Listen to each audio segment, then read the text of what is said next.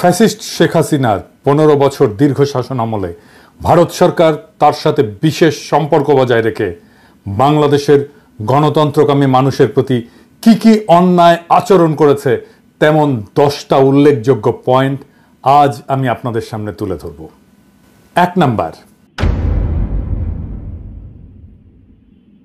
হাসিনার আমলে ভারত এবং বাংলাদেশ সম্পর্ক ইতিহাসের সবচেয়ে খারাপ অবস্থায় পতিত হয়েছিল, যেখানে বাংলাদেশের স্বার্থ বলে কোনো কিছুর অস্তিত্ব ছিল না। শুধুমাত্র অবৈধভাবে ক্ষমতায় টিকে থাকার বিনিময়ে খুনি হাসিনা বাংলাদেশের সকল স্বার্থ বিসর্জন দিয়ে একতরফাভাবে সবকিছু ইন্ডিয়াকে দিয়ে দিয়েছিল। ২ নাম্বার, বাংলাদেশের জাতীয় সংসদের নির্বাচন সহ সকল ধরনের স্থানীয় সরকার নির্বাচন ব্যবস্থা ধ্বংস করে শেখ হাসিনা ভয়ঙ্কর স্বৈরতান্ত্রিক একদলীয় ফ্যাসিস্ট শাসন ব্যবস্থা চালু করেছিল। সেই ব্যবস্থাকে ইন্ডিয়া প্রতিবেশী দেশের আভ্যন্তরীণ বিষয় বলে প্রশ্রয় দিয়েছে এবং গণতান্ত্রিক এবং মুক্ত বিশ্বকে এমন অপরাধমূলক আচরণের বিরুদ্ধে কথা বলতে এবং প্রশ্ন তুলতে বাধা দিয়েছে। ৩ নাম্বার পয়েন্ট, দমন পীড়নের মাধ্যমে ছলে বলে কৌশলে বিরোধী দলের অংশগ্রহণের সুযোগ নিঃশেষ এবং নিশ্চিহ্ন করা হয়েছিল। জনপ্রশাসন, পুলিশ, সেনাবাহিনী, বিচার ব্যবস্থাকে যথেচ্ছ ব্যবহার করে ভোট কারচুপি এবং জালিয়াতির মাধ্যমে বারে বারে নিজেদেরকে বিজয়ী ঘোষণা করেছিল ফ্যাসিস্ট আওয়ামী লীগ। আর শেখ হাসিনার সেই অবৈধ সরকারকে কে প্রথম স্বীকৃতি প্রদান করবে বা বৈধতা দেবে তা নিয়ে তীব্র প্রতিযোগিতায় লিপ্ত হতো ইন্ডিয়া এবং চীন। এক্ষেত্রে কর্তৃত্ববাদী চীনের সাথে তথাকথিত বৃহত্তর গণতন্ত্রের দেশ ইন্ডিয়ার আচরণের বিন্দুমাত্র পার্থক্য ছিল না। সরাসরি বাংলাদেশের আভ্যন্তরীণ রাজনীতিতে, ভোটের রাজনীতিতে হস্তক্ষেপ করেছে ইন্ডিয়া। অসংখ্য উদাহরণ আছে। ৪ নাম্বার পয়েন্ট, বাংলাদেশের সংখ্যাগরিষ্ঠ মানুষের উপরে খুনি হাসিনার শাসনামলে ব্যাপক মানবাধিকার লঙ্ঘনের পক্ষে রাজনৈতিক সমর্থন জুগিয়েছে। বিশ্ব পরিমণ্ডলে অপরাধীর পক্ষে দাঁড়িয়েছে ভারত রাষ্ট্র। এর বিরুদ্ধে প্রতিবাদ করেছে, বিশ্ববিবেক জাগ্রত করার চেষ্টা করেছে আন্তর্জাতিক মানবাধিকার সংস্থাগুলো, যেমন Asian human rights commission, amnesty international, human rights watch, FIDH আর RFK হিউম্যান রাইটস ফাউন্ডেশন। বিরোধী দলগুলো এবং রাজনৈতিক ভিন্ন মতাবলম্বীদের দমন করতে এমন হাজার হাজার নেতাকর্মীদের বিরুদ্ধে মিথ্যা মামলা মোকদ্দমা দিয়ে তাদেরকে নিষ্ক্রিয় করা হতো। শুধু তাই না, গ্রেপ্তারকৃত বিরোধী নেতাকর্মীরা হেফাজতে নির্যাতনের শিকার হতেন। অনেকে কারাগারে চিকিৎসার অভাবে এবং নির্যাতনে মারা গেছেন। বিরোধী দলীয় সমাবেশ এবং আন্দোলনের উপরে সরকার সমর্থিত বাহিনী নিয়মিতভাবেই সংঘবদ্ধ হামলা করেছে এবং সকল ক্ষেত্রেই এইসব অপরাধীরা বিচার থেকে রেহাই পেয়েছে। আইন শৃঙ্খলা বাহিনী, বিশেষ করে র্যাব এবং পুলিশ অজস্র বিচার বহির্ভূত হত্যাকাণ্ড ঘটিয়েছে। ক্রসফায়ার বা বন্দুকযুদ্ধ নামের ঘটনাগুলোতে বহু বিরোধী দলের নেতা কর্মী প্রাণ হারিয়েছে। বিরোধী দলের নেতাকর্মী, সাংবাদিক, নাগরিক সমাজের অজস্র নেতাকর্মীদের গুম করা হয়েছে এবং এই কাজে নীরব সমর্থন জানিয়েছে সব সময় ভারত রাষ্ট্র। ৫ নাম্বার পয়েন্ট, সাংবাদিক এবং মানবাধিকার কর্মীদের উপরে ডিজিটাল সিকিউরিটি অ্যাক্ট ব্যবহার করে হয়রানি এবং গ্রেপ্তারের ঘটনা অহরহই ঘটেছে। মুক্ত সাংবাদিকতা এবং মত প্রকাশের স্বাধীনতাকে কঠোরভাবে দমন করা হয়েছে। সরকারের বিরুদ্ধে সমালোচনা করা ব্যক্তিদেরকে গ্রেপ্তার করা, আটককৃতদের নির্যাতনের শিকার হওয়ার ঘটনা ছিল নিত্য নৈমিত্তিক বিষয় এবং অসংখ্য মানুষকে দেশ ছাড়া করা হয়েছে। মানবাধিকার রক্ষা করতে চাওয়া ব্যক্তি এবং সংস্থাগুলোকে নিয়মিত হুমকি, নজরদারি এবং প্রশাসনিক হয়রানির মুখোমুখি হতে হয়েছে। মানবাধিকার সংস্থা অধিকারকে বন্ধ করে দেওয়া হয়েছে। শুধু রাজনৈতিক সমর্থনই না, খুনি হাসিনা সরকারের এমন সকল ধরনের অপরাধমূলক কর্মকাণ্ডে সার্বিক সহায়তা করে গোয়েন্দা তথ্য জুগিয়ে এবং নির্যাতনের নানান কৌশল শিখিয়ে প্রশিক্ষণ দিয়েছে ভারতীয় কর্তৃপক্ষ। এখনো বাংলাদেশের বাহিনীগুলোর মধ্যে ভারতীয় অফিসারেরা প্রশিক্ষক হিসেবে আছে বলে অসমর্থিত সূত্রে জানা যাচ্ছে। অন্তত 2 জনের পার্টিকুলার আমি পেয়েছি, ভেরিফাই করছি। বাংলাদেশের রাজনৈতিক কর্মী, রাজনৈতিক নেতা, এমনকি বাংলাদেশের আদালতের সাক্ষ্যকে আদালতের সামনে থেকে ছিনতাই করে গুম করে নিয়ে তাদেরকে ভারতে পাচার করা হয়েছে। বিএনপি নেতা সালাউদ্দিন সাহেবকে বাসা থেকে গ্রেপ্তারের পরে তাকে ভারতের সিমলায় পাওয়া যায়। মৌলানা সাঈদীর মামলায় আদালতের সামনে থেকে সাক্ষীকে ছিনতাই করে তাকে ভারতের জেলে ঢোকানো হয়। 6 নাম্বার পয়েন্ট, ফারাক্কা চুক্তি মোতাবেক বাংলাদেশকে যে পরিমাণে পানি দেওয়ার কথা সেই পানি পাওয়া যায়নি। শুধু তাই না, তিস্তা সহ একটা নদীরও পানি চুক্তি সম্পন্ন করা হয়নি। ইন্ডিয়া থেকে আসা সব কয়টি অভিন্ন আন্তর্জাতিক নদীতে বাঁধ দিয়ে পানি প্রবাহ আটকে ফেলেছে ভারত। সে দেশের অভ্যন্তরে বাঁধ নির্মাণের ফলে বাংলাদেশের নদীগুলো সব গেছে মরে। নদী আমাদের প্রাণ, আমাদের প্রধান যোগাযোগের মাধ্যম, জীবিকা আর প্রোটিনের উৎস, সেইটা পুরোপুরি ধ্বংস করে দিয়েছে ভারত, যা বাংলাদেশের জনগণের মধ্যে তীব্র অসন্তোষ তৈরি করেছে। 7 নাম্বার পয়েন্ট, নানা ধরনের ছলচাতুরি করে ট্যারিফ বসিয়ে ভারতের বাজারে বাংলাদেশি পণ্য ঢুকতে বাধা সৃষ্টি করেছে। আর উল্টো দিকে বাংলাদেশের বাজার ভারতীয় পণ্য দিয়ে ছয় লাভ করে দিয়েছে। ফলে 2 দেশের বাণিজ্যে ভারসাম্যহীনতা দীর্ঘদিন ধরে বিদ্যমান, যা বাংলাদেশে অর্থনৈতিক অসন্তোষ সৃষ্টি করেছে। 8 নাম্বার পয়েন্ট, বিএসএফ কর্তৃক বাংলাদেশ সীমান্তে নিয়মিতভাবে এদেশের নাগরিকদের হত্যা করা ভারতীয়দের কাছে একটা কৃতিত্বের ঘটনায় পরিণত হয়েছে। খুনি হাসিনা নিজে, তার স্বরাষ্ট্র সহ অন্যান্য মন্ত্রীরা, এমনকি ডিজি সহ বিজেপির শীর্ষ কর্মকর্তারা এই জন্যে নিহত এবং আহতদের দায়ী করতেন। নির্লজ্জ এই সমস্ত দালালদের কে বুঝাবে যে অবৈধভাবে সীমান্ত পাড়ি দেওয়ার অপরাধে একজন মানুষকে বিনা বিচারে মৃত্যুদণ্ডে দণ্ডিত করা যায় না। ইন্ডিয়ার এমন সকল ভয়াবহ অমানবিক আচরণ তাদের প্রতি বাংলাদেশের মানুষের ঘৃণা আকাশস্পর্শী করেছে এবং প্রতিরোধের স্পৃহা গড়ে উঠেছে। তাদের আসাম রাজ্যের এনআরসি কার্যক্রম শেষে ভারত সরকার খুবই অন্যায্য এবং অন্যায়ভাবে সেখানে বাংলাদেশ থেকে অভিবাসী যাওয়ার অভিযোগ তুলে দোষারোপ এবং চাপ সৃষ্টি করেছে। শুধু তাই না, বিজেপির প্রধান নেতা অমিত শাহ বাংলাদেশিদেরকে উই পোকার সাথে তুলনা করেছে এবং বাংলাদেশিদেরকে উল্টো করে ঝুলিয়ে রাখার কথা বলেছে। 9 নাম্বার পয়েন্ট, শুরু থেকেই ইন্ডিয়া রোহিঙ্গা গণহত্যাকারীদের পক্ষ অবলম্বন করেছে। একজন রোহিঙ্গা শরণার্থীকে তারা ভারতীয় সীমানায় ঢুকতে বা আশ্রয় নিতে দেয়নি এবং রোহিঙ্গাদের খালি করে দেওয়ার পরে ওই জায়গায় গিয়ে ভারত তার সমস্ত ব্যবসাপাতি নিয়ে বসিয়েছে। ব্যবসা বাণিজ্য চলছে তুমুলভাবে। রোহিঙ্গা সমস্যায় ভারত সবসময় মায়ানমারের পক্ষে এবং বাংলাদেশ বিরোধী বৈরী ভূমিকায় অবতীর্ণ হয়েছে। 10 নাম্বার, খুনি হাসিনার অবৈধ সরকারকে ক্ষমতায় বসিয়ে রেখে ইন্ডিয়া তাদের জন্য সুবিধাজনক শর্ত জুড়ে দিয়ে বাংলাদেশের স্বার্থবিরোধী অজস্র চুক্তি স্বাক্ষর করিয়ে রেখেছে। বাংলাদেশের স্বার্থবিরোধী এমন সব চুক্তিতে ভারতের পক্ষে লাভ এবং সুবিধাজনক শর্ত লিপিবদ্ধ করা হয়েছে। ভারতের বাজারে বৈধভাবে বাংলাদেশি কর্মীদের প্রবেশাধিকার নাই বললেই চলে। আর ভারত থেকে লক্ষ লক্ষ পেশাদার বাংলাদেশে এসে চাকরি করে এবং রেমিটেন্স পাঠায় ভারতে। শুধু পানি নির্ভরতাই নয়, বাংলাদেশের খাদ্য, বিদ্যুৎ, জ্বালানি নিরাপত্তা ধ্বংস করে দেওয়া হয়েছে। এর সবকিছুই ইন্ডিয়ার স্বার্থের অধীনে অনুকূলে তাদের পদতলে অর্পণ করেছে ফ্যাসিস্ট শেখ মুজিবের কন্যা খুনি হাসিনা এবং তার দল আওয়ামী লীগ। এই সব কিছু মিলিয়ে ইন্ডিয়ার অন্যায় এবং অন্যায্য আচরণের অজস্র ঘটনা এবং অভিযোগ বিভিন্ন জাতীয় এবং আন্তর্জাতিক সংস্থা এবং বিশেষজ্ঞদের পর্যবেক্ষণে উঠে এসেছে, যে কারণে বাংলাদেশের উন্নয়ন, গণতন্ত্র, মানবাধিকার পরিস্থিতি নিয়ে সর্বমহলে উদ্বেগ সৃষ্টি হয়েছিল। এই পটভূমিতেই সংগঠিত হয় জুলাই বিপ্লব।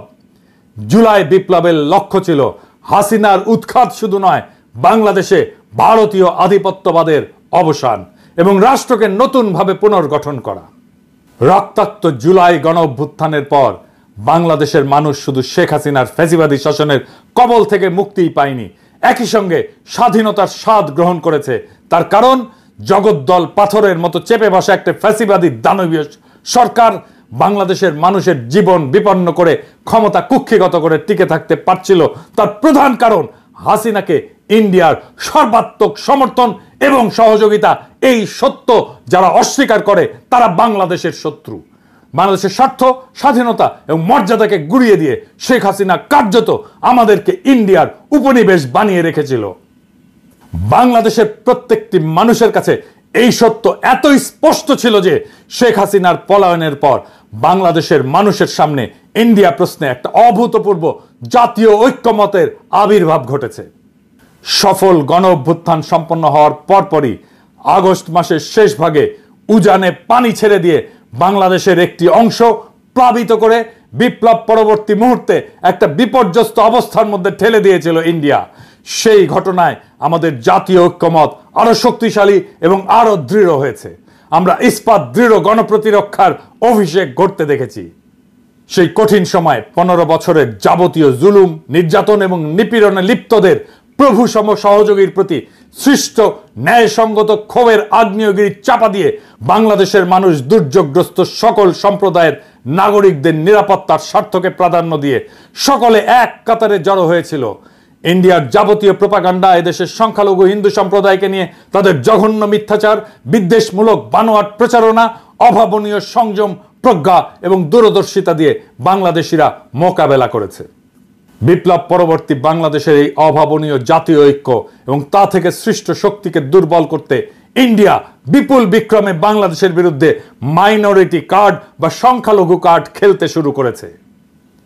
মিথ্যা প্রচারণায় নিয়োজিত করেছে তাদের মিডিয়াকে, সাথে যোগ দিয়েছে পলাতক খুনি ফ্যাসিবাদী শাসকের সহযোগীরা। হাসিনা সহ পলাতক বাকশালীরা ইন্ডিয়ায় বসে বাংলাদেশের বিরুদ্ধে এই অপপ্রচারের রসদ জুগিয়ে যাচ্ছে। কিভাবে?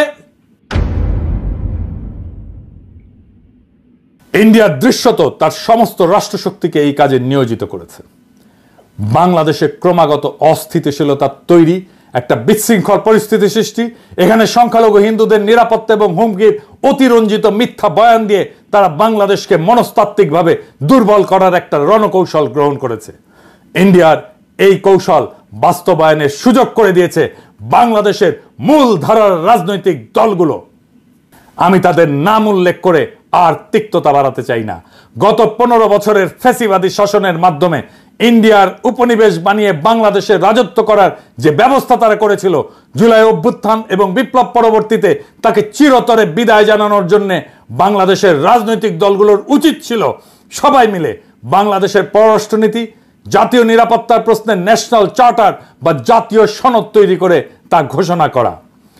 তারা সেই কাজ করতে চূড়ান্তভাবে ব্যর্থ হয়েছে। এই ব্যর্থতা বাংলাদেশের সকল রাজনৈতিক দল এবং রাজনৈতিক নেতাদের। এই কাজ যেটাকে বলে ফ্যাসিলিটেট করা, সেটা করতেও প্রফেসর ইউনূসের সরকার চরমভাবে ব্যর্থ হয়েছে। গণপ্রতিরক্ষার নীতি গ্রহণ করে সম্মিলিতভাবে জাতীয় ঐক্যের এক নতুন অবস্থান সৃষ্টি করা উচিত ছিল বিপ্লবের পরেই। বাংলাদেশের এই অভাবনীয় জাতীয় ঐক্যকে সংহত না করে তারা শুরু করেছে অনুগ্রহ লাভের সেই পুরনো দেন দরবার, তথাকথিত বন্ধুত্ব রক্ষার প্রচেষ্টা, শক্ত অবস্থান গ্রহণের দুর্বলতা, ইন্ডিয়া প্রশ্নে দৃশ্যমান বিভক্তি প্রকাশের কারণে শত্রুপক্ষ আজ আবার পুরনো কায়দায় বাংলাদেশকে কোণঠাসা করার হীন চেষ্টায় সর্বশক্তি প্রয়োগ করে বিজয়ী জনতার উপরে ঝাঁপিয়ে পড়েছে। কিন্তু ভারত কেন এই সুযোগটা পেল? ইন্ডিয়া একটা মিথ্যা প্রচারণার পাশাপাশি যুদ্ধংদেহী মনোভাব প্রদর্শনের জন্য তার সমস্ত রাজনৈতিক দল, কংগ্রেস, তৃণমূল সহ এমনকি তাদের কমিউনিস্ট পার্টিগুলো সহ সকল প্রতিষ্ঠানকে একত্রিত করতে পারলেও বাংলাদেশের সকল ফ্যাসি বিরোধী রাজনৈতিক দল শক্তি একটা জায়গায় পৌঁছাতে পারেনি। এই দুর্বলতাই প্রিয় মাতৃভূমিকে আবার ইন্ডিয়ার মতো হিংস্র নেকড়ের হুমকির মুখে ঠেলে দিয়েছে। এই ব্যর্থতা বাংলাদেশের সকল রাজনৈতিক দলের। আর উল্টো তারাই আমাদেরকে দোষারোপ করে ঐক্য বিনষ্টের। কি তামাশা! ইন্ডিয়া প্রশ্নের লুকোচুরি, দ্বিধা ও পুরনো নতজানু নীতি যতদিন বজায় থাকবে ততদিন ইন্ডিয়ার সেই আগ্রাসী আচরণ মোকাবেলা করা যাবে না। আর এই সুযোগ নিয়ে বাংলাদেশের উপরে শত্রুতার আধিপত্য বজায় রাখতে চাইবে। ইন্ডিয়া তার বৈশ্বিক প্রভাব খাটিয়ে মনস্তাত্ত্বিক যুদ্ধ পরিচালনার জন্য মিথ্যা প্রপাগান্ডা এবং সংখ্যালঘু সম্প্রদায়কে অব্যাহতভাবে ব্যবহার করে যাবে। বাংলাদেশকে তার কলোনির মতো করে ফিরে পেতে চাইবে আবারও। হাসিনাকে ক্ষমতায় রেখে বাংলাদেশ থেকে যে অসম, অন্যায্য এবং একপাক্ষিক সুবিধাগুলো ইন্ডিয়া কুক্ষিগত করেছিল তার সবকিছু বজায় রাখার পন্থা হিসেবে একটা বৈরী পরিবেশ এবং যুদ্ধনীতি বজায় রাখবে ইন্ডিয়া, এইটা লিখে রাখতে পারেন। যারা ভারতের অনুগ্রহ লাভের ইঁদুর দৌড়ে লিপ্ত হলো তারাই বাংলাদেশের সবচেয়ে র্যাডিক্যাল অ্যান্টি ইন্ডিয়ান ফোর্সকে কোণঠাসা করার মিশনে নেমেছে। আপনারা দেখেছেন কিভাবে তারা ভারত প্রশ্নে নতজানু নীতি নিয়েছিল। আমি সেই সব স্মরণ করিয়ে দিয়ে আর তিক্ততা বাড়াতে চাই না। মনে রাখবেন, আমি ইলিয়াস বাংলাদেশের ব্যাপক মানুষের সমর্থনে বৃহৎ রাজনৈতিক দলগুলোর মুখোমুখি দাঁড়িয়ে একরোখা বিরোধিতা করে যাওয়াতেই ভারত প্রশ্নে সবার সুর পাল্টাচ্ছে। সরকারি শুধু না, রাজনৈতিক দলগুলো ভারত প্রশ্নে অনেক বেশি স্বচ্ছ এবং শক্ত ভূমিকা নিচ্ছে, আলহামদুলিল্লাহ। ভারতের এই যুদ্ধের কৌশল এবং অভীষ্ট লক্ষ্য যদি আমরা বুঝতে অক্ষম হই, বাংলাদেশের রাজনৈতিক দলগুলো যদি তাদের ক্ষমতায় আসার অসুস্থ প্রতিযোগিতায় ভারতের আশীর্বাদ পাওয়াকে দেশের স্বার্থ রক্ষার চেয়ে বেশি গুরুত্বপূর্ণ মনে করে, তাহলে হাজার হাজার তরুণের তাজা রক্তের বিনিময়ে অর্জন করা প্রিয় মাতৃভূমির দ্বিতীয় স্বাধীনতা আবারও বিসর্জন দিতে হতে পারে। তাহলে আমাদেরকে আবারও পরাধীনতা বরণ করতে হবে। হাসিনার চেয়েও খারাপ আরেকটি অপশাসকের কাছে আমাদের জীবন, স্বাধীনতা ও ইজ্জত বন্ধক রাখতে বাধ্য হতে হবে। আমরা তা চাই না, আমরা কোনোদিন তা হতে দেব না। আমরা অবশ্যই তা প্রতিরোধ করব জীবন দিয়ে হলেও। বাংলাদেশ শুধু একটা ভূখণ্ড না, এটি একটি জ্বলন্ত আদর্শ, একটা সংগ্রামের প্রতীক। হাজার হাজার ছাত্র জনতার রক্তের বিনিময়ে অর্জিত এই মুক্ত মাতৃভূমি আমরা কারো পদতলে সমর্পণ করব না। দেশবাসীকে আহ্বান জানিয়ে বলতে চাই, গণ অভ্যুত্থান এবং জুলাই বিপ্লবে অংশগ্রহণকারী সকল রাজনৈতিক দল, ছাত্র জনতার সংস্থাগুলো একসাথে বসে ভবিষ্যতের জন্য এদেশের বৈষম্য বিরোধী উন্নয়নের নীতি কৌশল নির্ধারণ, অভিন্ন পররাষ্ট্রনীতি, প্রতিরক্ষা নীতি প্রণয়ন করতে হবে। এটাই হবে আমাদের ঐক্যের ভিত্তি। দেশবাসীকে আহ্বান জানিয়ে বলতে চাই, গণ অভ্যুত্থান এবং জুলাই বিপ্লবে অংশগ্রহণকারী সকল রাজনৈতিক দল এবং ছাত্র জনতার সংস্থাগুলো বসে 3টা সনদ লিখতে হবে। কি কি? উন্নয়নের নীতি, পররাষ্ট্রনীতি, প্রতিরক্ষা নীতি। এই 3টাই হবে আমাদের ঐক্যের ভিত্তি। ঐক্য নষ্ট করতেছি বলে যারা চিল্লান, দেখি এইটা করতে পারেন কিনা, এটা করার হিম্মত হয় কিনা। যদি চান এটা লিখে দিতেও পারি। ঐক্য ঐক্য করে চিল্লান, কার ভিত্তিতে ঐক্য, কেন ঐক্য, সেটা ক্লিয়ার করে বলতে হবে। আর এইবার মেহেরবানি করে লড়াইয়ের সব স্টেক হোল্ডারদেরকে সম্পৃক্ত করবেন এই 3টা নীতি লেখার জন্য। এই 3টা নীতি বা 3টা সনদ লেখার জন্য জাতীয় ঐক্য তখনই সম্ভব হবে যখন একটা লিখিত বা অলিখিত চুক্তি বা সনদ বা চার্টার থাকে। নবী করিম পিস বি আপন হিম একটা চার্টার করছিলেন, মদিনা সনদ। এইরকম একটা সনদ বানান। বাংলাদেশ মুক্ত হয়েছে শুধুমাত্র ভোটের জন্য না, বাংলাদেশ মুক্ত হয়েছে একটা নতুন রাষ্ট্রের জন্য। এটা আমাদের জাতীয় মর্যাদা, স্বাধীনতা এবং ভবিষ্যৎ প্রজন্মের জন্য। এই লড়াইয়ে আমরা জয়ী হবই। দেশবাসীকে আশ্বস্ত করে বলতে চাই, আওয়ামী লীগের প্রত্যাবর্তন আর ভারতীয় আধিপত্যবাদের নতুন অভিষেকের চেষ্টা করলে বাংলাদেশ বুক চিতিয়ে প্রতিরোধ করবে। প্রয়োজন হলে আবারও দেবে 1 নদী রক্ত। তবুও সেই আওয়ামী শাসনে, ভারতের দাসত্বের জীবনে কখনো ফিরে যাব না। হয় মুক্ত স্বাধীন মাতৃভূমি অথবা মৃত্যু, এর মাঝামাঝি আর কিছু নাই। ইনকিলাব জিন্দাবাদ।